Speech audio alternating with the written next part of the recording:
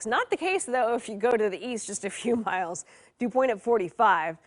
Pressure is holding steady. Look at that. Wind speeds between about 20 to 25 miles per hour, going past Troutdale and Corbett, right out of the east. But this is the windiest place, so it'll be those wind-sheltered areas. We'll watch for some fog to develop once again.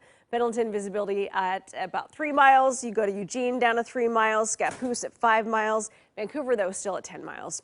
Let's look a little bit closer, though, and watch for areas most likely to develop fog later on tonight through tomorrow morning. That'll be right around Eugene, right around Salem as well, Woodburn, Aurora.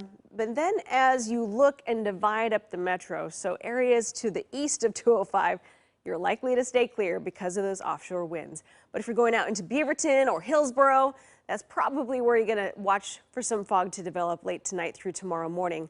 Kelso, right now, visibility is looking good. So overall, the pattern is we have that ridge of high pressure rebuilding today. One of the reasons why there's still an air stagnation advisory in effect for many parts of eastern Oregon. We just have this air, it's just sitting down, it's just pressing down on the surface and nothing is being allowed to mix out. So when is that going to change? Well, by the time we get to tomorrow and Friday, it will change. In fact, we're talking about bringing in rain for Friday. Not so much for the weekend, though. In fact, Saturday and Sunday, high pressure once again tries to rebuild. So all the wet weather goes up and around Oregon, really focuses on Seattle. We'll get a little bit of rain, it looks like, for us Sunday night through Monday. And then Tuesday, much colder air comes in. In fact, we expect that system to move on through and bring a whole lot of snow to the Rockies by the time we get to the middle of next week. And even a chance to see some rain for Southern California, some much needed rain there. But other than that, we haven't seen much of a break in that ridging pattern for us. How about snow levels? So when we do actually see the rain here, what does that mean for the mountains? So right now, freezing levels at like 11,000 feet, way up there. But by the time we get to Friday, colder air will be filtering in. So we'll see snow levels down to about 6,500 feet. But even at that, if you think about Timberline Lodge at roughly 6,000 feet, that still keeps snow above Timberline. And when the coldest air starts to move in, we also are beginning the drying out process, at least in Oregon anyway. Saturday, Sunday, all the way through Monday, snow levels, freezing levels anyway, will be right around 7,000 feet, 6,500 feet overall, up to about 8,000 feet. But next Tuesday, we could see that level drop down to about 5,000 feet, which would put it closer to our mountain passes. There's the rain for you tomorrow morning. Expect it for your, Friday morning, Friday morning commute. You will have the rain. Tomorrow morning, we are dealing with patchy fog. There's your weekend. Most of that rain heading into Seattle. So if you have plans to be up in Seattle this weekend, do count on the rain. 7-day forecast for us includes a little bit of rain, a little bit of sun, a little bit of fog. But overall, our temperatures for November, thinking about the beginning of the month till now and the next 7 days, it'll be above normal. And at the end of that 7 days, you say it looks like things are going to kind of get dry again. Yeah, next Wednesday. Wow. Yeah. Look forward to that. Thanks, Natasha. Sure. Still ahead, a state of emergency in Venice due to massive flooding in that historic city. Wait till you see the damage left behind at the popular square.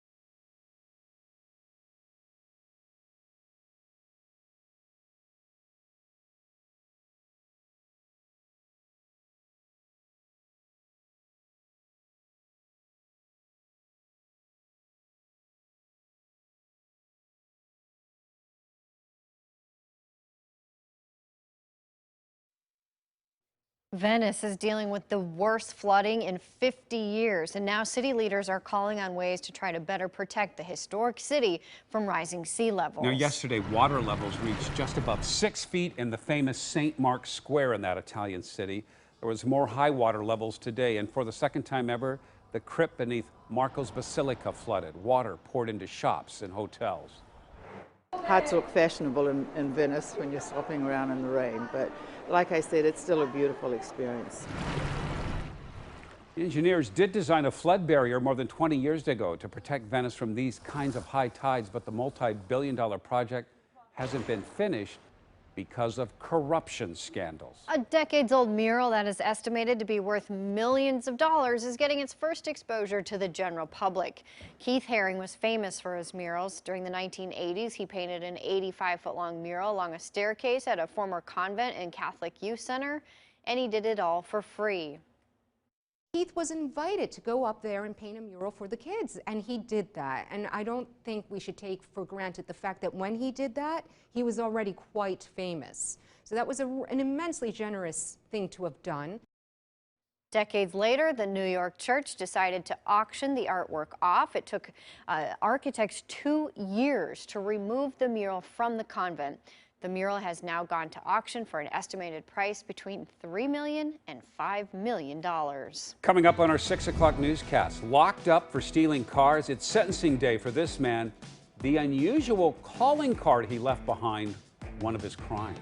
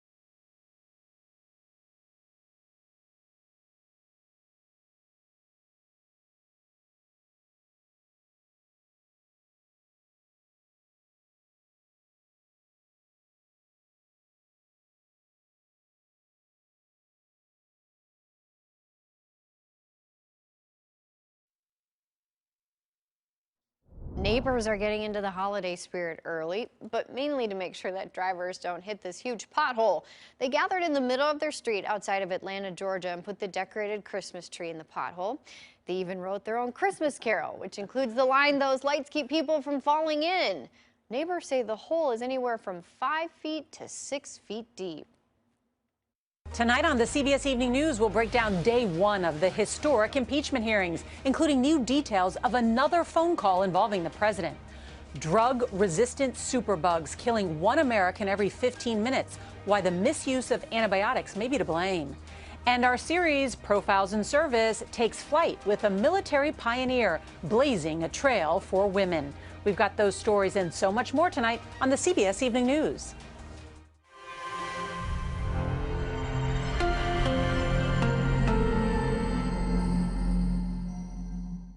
Now at 6, a local school bus crashes, the driver in custody. Plus, I'm really on guard.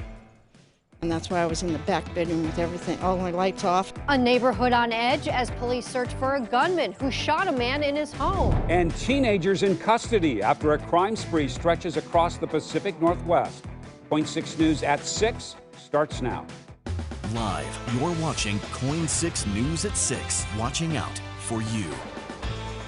Welcome, everybody. This is Coin 6 News at 6 o'clock. I'm Jennifer Hoff. And I'm Jeff Gianola. Happening right now, a manhunt underway in Kelso. Investigators say a gunman shot 69-year-old Rick Huckabee inside his home on South 4th early last night. He remains in the hospital. Our Lisa Balick shows us that shooting has the neighborhood on edge. The man who was shot told investigators he did not know the shooter and that gunman was not wearing a disguise. Investigators call the case very unusual. It's kind of scary. Scary that he was targeted like that. With the shooter still unknown and not arrested, neighbors here in this quiet residential area are on edge. Really nervous. I've been robbed 3 times, so it's like I'm really on guard.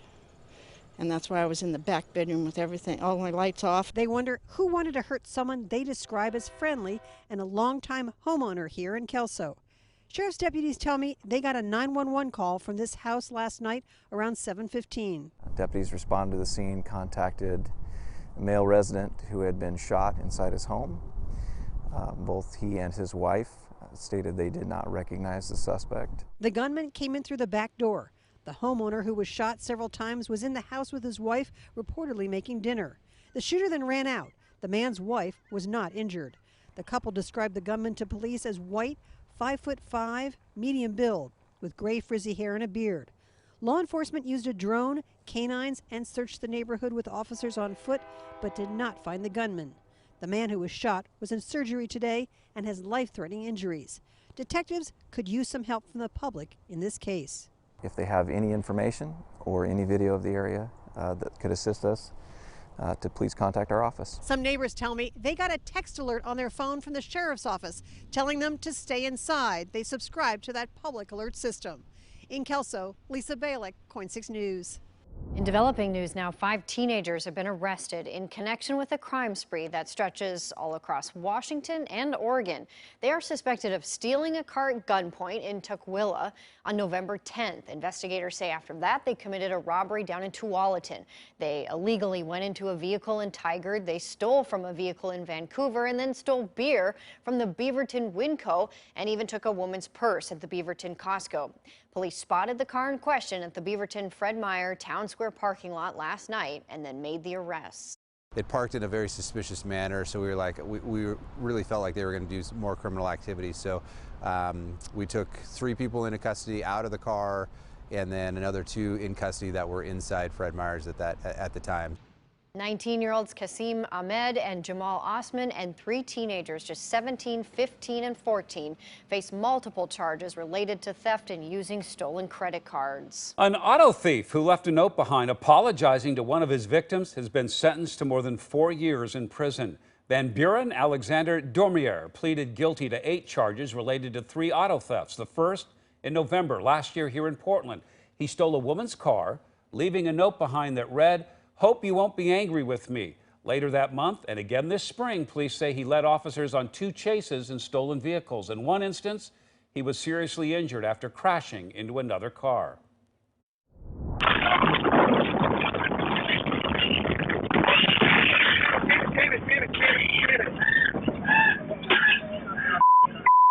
I am so sorry.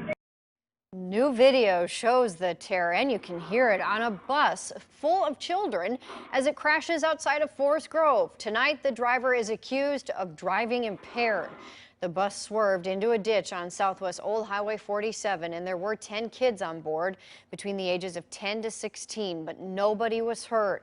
After investigating, deputies took 20-year-old Jonathan Gates of Hillsborough into custody. The district says that Gates has been put on administrative leave pending an investigation. Well, tonight in North Portland, a driver in custody, his passenger in the hospital, and 2 families in homes damaged by an out-of-control car. This happened on North Dickens Street in St. John's. Jenny Young live on the scene with new information about the suspect and all the damage. Jenny? Well, Jeff, Ronnie Lee Smith was in custody yesterday. He was released today. They told him to come back to be in court today, appear in court. He was rearrested in court because the DA decided to increase his charge to second-degree assault. The people in that neighborhood, they are recovering. They are going to be able to live in their homes while they're being repaired.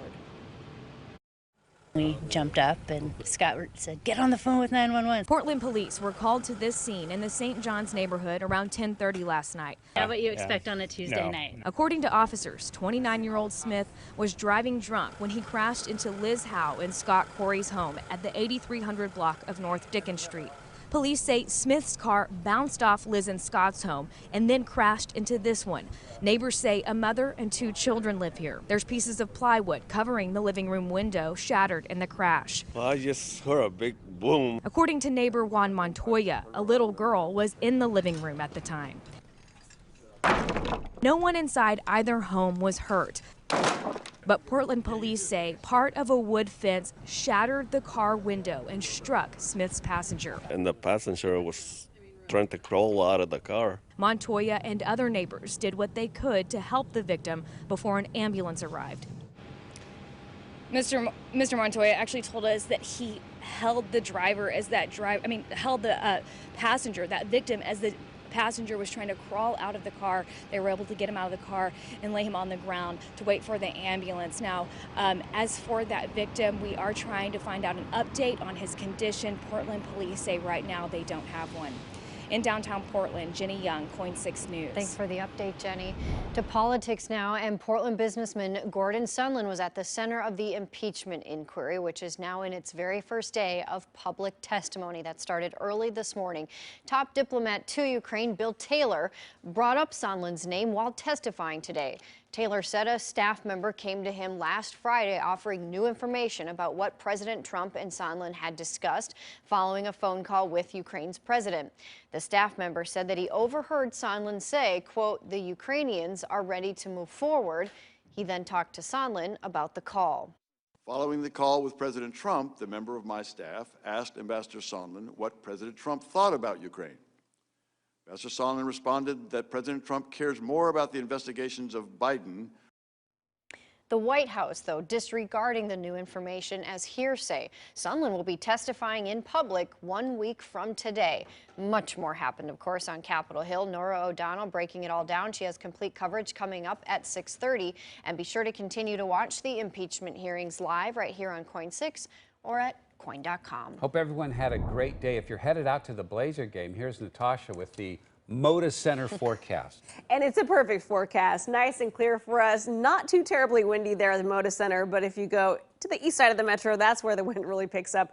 By the time we get to about 9 o'clock, we expect your temperatures in the Portland area to be in the upper 40s, but still mostly clear. In fact, I suspect that on the east side of the metro, we should remain pretty clear thanks to this offshore flow that continues. Wind speeds up to about 20 to 25 miles per hour out towards Corbett and Troutdale right now.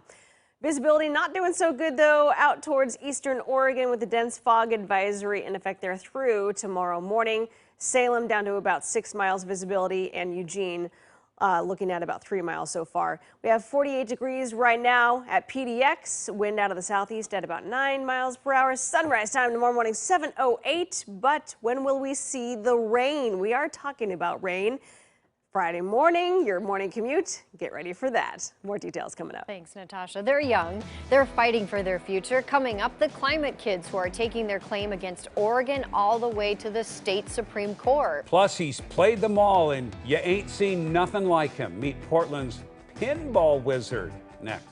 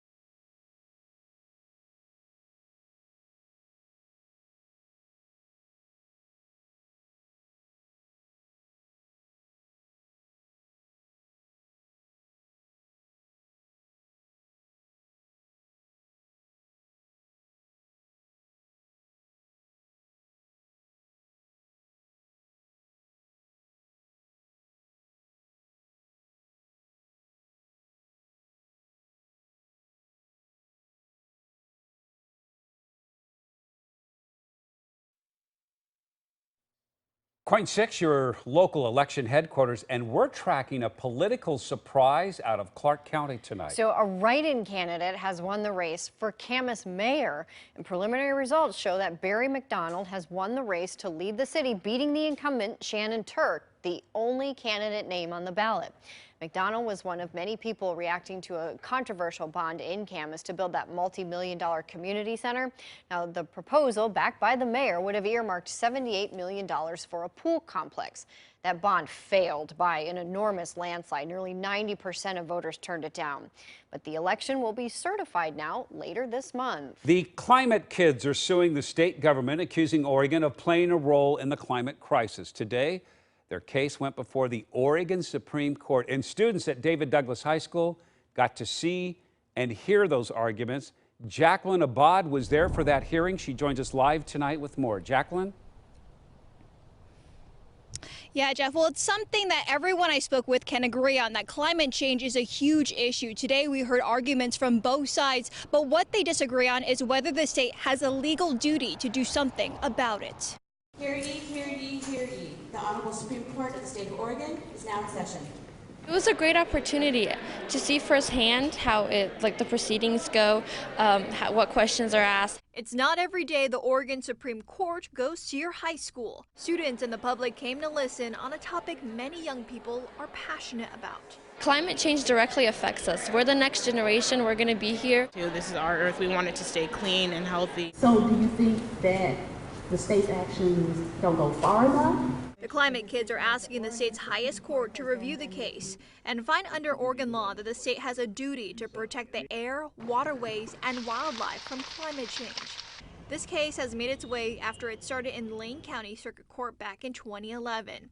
More than 20 young activists are part of this lawsuit, and they've been fighting to protect Oregon's natural resources from climate change. Climate change is a serious threat and is substantially impairing already recognized trust resources. But the state argues there's a separation of power issue, and they cannot own the atmosphere. The way that the state does more to combat climate change is by passing laws that impose stricter greenhouse gas, and then the executive follows those laws. Now, no decision was made today, but the Oregon Supreme Court will be making a decision, but there's no timeline yet on that. Reporting from the David Douglas High School, Jacqueline Abad, Coin 6 News. Certainly a story we'll continue to follow. Thanks, Jacqueline. Hey, if you play pinball in Portland, you may have seen the name Ken listed as the top scorer, but who is this mysterious pinball wizard? Our own Digital First reporter, Danny Peterson, tracked him down. He sure plays a mean pinball, but didn't get there overnight. I'm the #1 adult pinball player in Portland. Ken Martin says he's been playing the silver ball since he was a child. After observing a pinball player receiving a bonus round at an arcade, the game caught his eye. Quarters were limited at the time for me, so video games were just eating quarter after quarter. I kind of thought, well, if I get good at this pinball thing, maybe I can play for free and get free games, and then my quarters will last longer. From there, his interest only kept growing. In his hometown of Philadelphia, I was pretty involved in the pinball scene out there, helping run tournaments, pretty much going to everything I could, but there really wasn't a lot out there. Martin then jumped on the opportunity to learn how to repair pinball machines for a living. He decided to try his luck with the trade in Portland, which Martin says is one of the biggest cities for pinball in the U.S. I got amazingly lucky, got a job here at Quarter World. Since moving to Oregon 2 years ago, he's ranked first in the state each year. Oh yeah, Rick, you were playing Attack the Mars. He also runs some tournaments. Very skilled players like Martin sometimes unlock a special wizard mode of the game, which involves bonus balls. So does that make him a pinball wizard, like in the famous song? I'll go with the title of Pinball Wizard. I don't mind. I saw The Who many years ago, and they probably influenced my decision. Danny Peterson, Coin 6 News. Wow. He's pretty good, right? Natasha, you say you have a pinball story? Oh, yeah, I have a college friend who is in love with pinball machines. In fact, his entire garage is not filled with cars or boxes of anything, but just straight up pinball machines. The first time I walked into his garage, I was like, oh my gosh, should I run? Or like, this is really bizarre. How many do you think are in there? Oh, at least 20. Oh, wow. Yeah, he's super into it. That is fun. Everybody's got to have a hobby, right? Absolutely. All right, looking outside, it's a pretty clear night out, right? Yes, it feels really good, and your conditions are nice here. But if you're out towards Pendleton or Hermiston, that's where they have a dense fog advisory through tomorrow morning. Right here, and also along the coast, it's been great today. Gorgeous, 52 right now in Kalama. Now let's go over to Mount Hood Meadows. So up at 7,000 feet, your temperature is 42 degrees. This morning we did start off with an inversion, so much of the valley was initially under the clouds, where our mountain areas were in the sunshine. So speaking of mountains, you notice if you look closer here, this is at the base of a lift. No snow there. Remember, it was just about a month ago or so we were actually getting snow, and there was at least one resort that opened up for the day. Now it looks different. So what's going on? Well, let's take a look at the potential to see some snow here in the future. And these are just your freezing levels. When do we see snow? Well, when we see rain here, which we're expecting on Friday, we could see snow levels down to about 6,500 feet, but that still keeps you above many of our resort levels. That even keeps you above Timberline Lodge. So when could you see some snow closer to the roadways? Well, starting Monday night through Tuesday morning, some colder air moves in, so we might see snow as low as about 5,000 feet by the time we get to Tuesday. But until then, I mean, for instance, right now through tomorrow, it's way up there at 11,000 feet. So temperatures at the moment, we're in the upper 40s for you right around Portland, Vancouver, mid 40s through Salem over to Eugene, 49. Still in the mid 50s for you at the coast. Pendleton now down to 38. We have 49 in John Day. Visibility, let's take a closer look at this. Eugene down to about 2 miles, 6 miles Salem. But noticing where we have that offshore flow easterly winds, it's as clear as a bell, at least 10 miles or more. Scappoose, though, areas that are wind sheltered will be the most likely to see the fog as evidence right here. We could get down to less than 1/4 of a mile in pockets.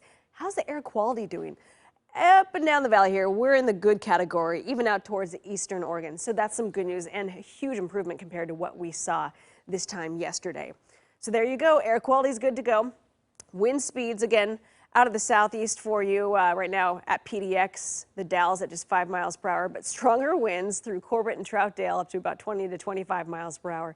Ridging is great, and it really does serve a purpose because it gives us some nice clear conditions. But it does the flip side too. It compresses the air and at times will give us poor air quality because we don't have enough mixing going on. On the flip side, it also gives us some nice sunny days and slightly warmer temperatures. But we need a little bit of variety, right? So by the time we get to this weekend, a chance for rain, most of that heading into Seattle. And for us, we are expecting for Oregon rain most of the day on Friday. But what about after that? Well, noticing this next pattern coming through Monday, Tuesday, colder air drops in. We expect more rain, and that's the time we're talking about snow levels perhaps getting closer to our passes, right around 5,000, maybe even 4,500 feet. But that's next week. That's still a week out. And then finally, Southern California gets their turn to see some much needed rain after all those wildfires. Now let's time things out for you. Tomorrow, it's all about mostly cloudy skies. But Friday morning, here comes the rain just in time for your morning commute Friday. Throughout the day, then things clear up for us Saturday. And when I say clear up, I mean we just simply dry out. Most areas will be under the clouds, though, throughout the weekend with only a few breaks here and there. There's your next round of rain Monday, Tuesday, and then Wednesday of next week. Things looking pretty good. We might see that offshore flow developing once again.